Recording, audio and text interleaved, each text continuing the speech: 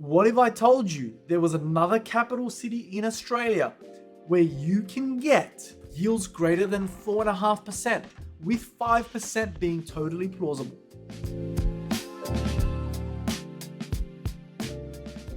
Hello everyone, and welcome back to another episode on PropSpotter. What I really want to cover off today is the everything everywhere boom. If you've been around the property markets this year, you've probably seen it firsthand. Touch something and it's gone up. Brisbane, Adelaide, Perth, Sydney, Melbourne, Mildura. Now, as the market cools down for the year, the question really is, where should you look in 2026? There are many options, many choices, many places you could even look. Let's focus a little bit on Melbourne first, because it's been the talk of the town for most of this year. So Melbourne has had its run this year. There are quite a few suburbs out there that are up 10 to 15%. And here's what comes to the top of my mind. Broadmeadows, Dallas, Coolaroo, Craigieburn, Sunbury, Sunshine and St. Albans, Werribee, Hoppers Crossing, Frankston North, Carrum Downs, and Pakenham. Right there is a list of the buyer's agent hotspots, investor hotspots for the year that have all gone up 10 to 15% in 2025. Will these suburbs continue to grow in 2026? My answer to that is maybe. I don't think they'll grow to the same extent that they did in 2025, but they will continue to show some inklings of growth in 2026. Why is that, you ask? Rental vacancy. If you want to know more about my thoughts on rental vacancy and what that means for prices,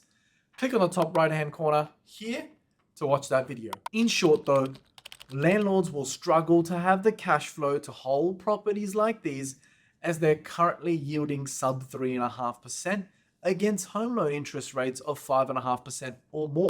This lack of yield will offset the ability for investors to hold long term, as rental vacancies this year have crept up massively. Just a quick take. In Frankston North, the rental vacancy from 2024 to present, November 2025, has crept up from 1% or 1.2% to 3.5%. Now, Frankston North is not in isolation here. There are many other suburbs in Melbourne that have had the exact same vacancy rate increase throughout 2025. But that's not what we're here to talk about today. Today, we're here to talk about another place in Australia that possibly has the momentum to go strong in 2026. So, what if I told you there was another capital city in Australia where you can get, and I'm talking about today, November 2025, yields greater than 4.5%, with 5% being totally plausible. Existing housing stock. So we're not talking about small houses on 200 square meter blocks in order to get these 4.5%, 5% yields.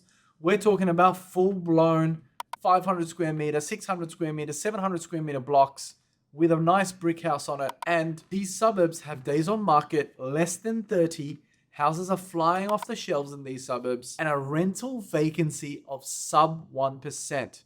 Houses are getting rented out in under a week. We had a PropSpotter client buy a house in one of these suburbs, and before settlement, they had one inspection, 10 applicants, and they picked the best of the 10 applicants, moving in 1 day after settlement. Now, where else are you going to get that in Australia at the moment? I don't think there's anywhere else. We're talking about a capital city here with a population of over 250,000 people. Fundamentally, this city is considered regional as well from a permanent residency standpoint, inviting more migrants looking to get bonus points for their PR. It's a city with beautiful views, mountains, and water, all collide at a price point of sub $650,000. It could possibly be the last investment unicorn left in this country at this price point. Ladies and gentlemen, if you haven't picked up the clue yet, we're talking about Hobart.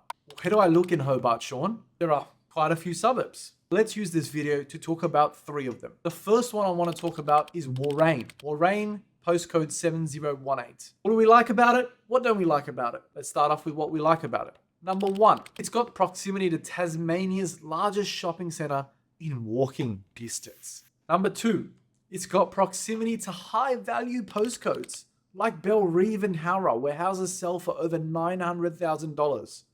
A stone's throw away. And the last pro, number 3, the ability to get to the CBD in under 12 minutes. Ladies and gentlemen, you're going to be hard-pressed to find anything better in that price bucket. Now, what's a con for Warrane? Well, one con is there is a high level of public housing. You can find up to 50+% public housing in some streets in Warrane. But that's okay.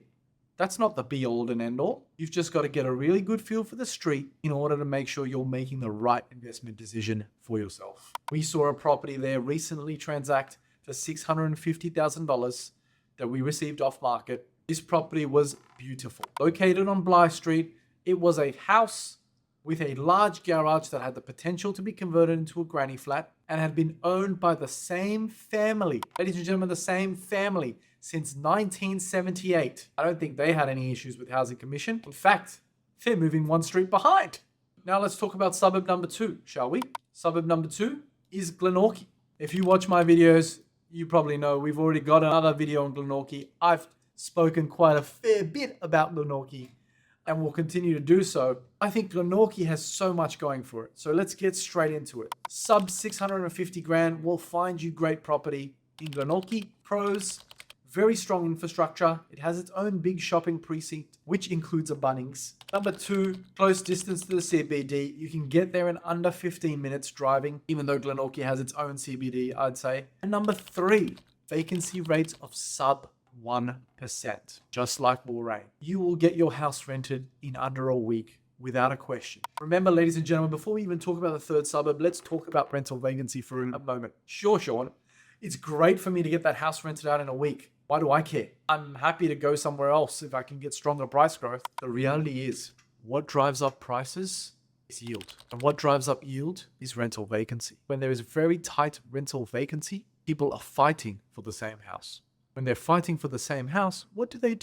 They check on a $20 more, $30 more, $40 more in order to nab a house so they can have a roof over their heads. That then changes the yield equation. Are you calculating yield at 605%? Or are you calculating it at 655%? Buyers will have to pay a higher price. Now, the third and final suburb, and probably a controversial one, is Bridgewater. Now, Bridgewater is quite a distance away from Hobart CBD. 30, 35, maybe even 40 minutes driving if there's some traffic along your way. But what are the pros? Number 1, water views.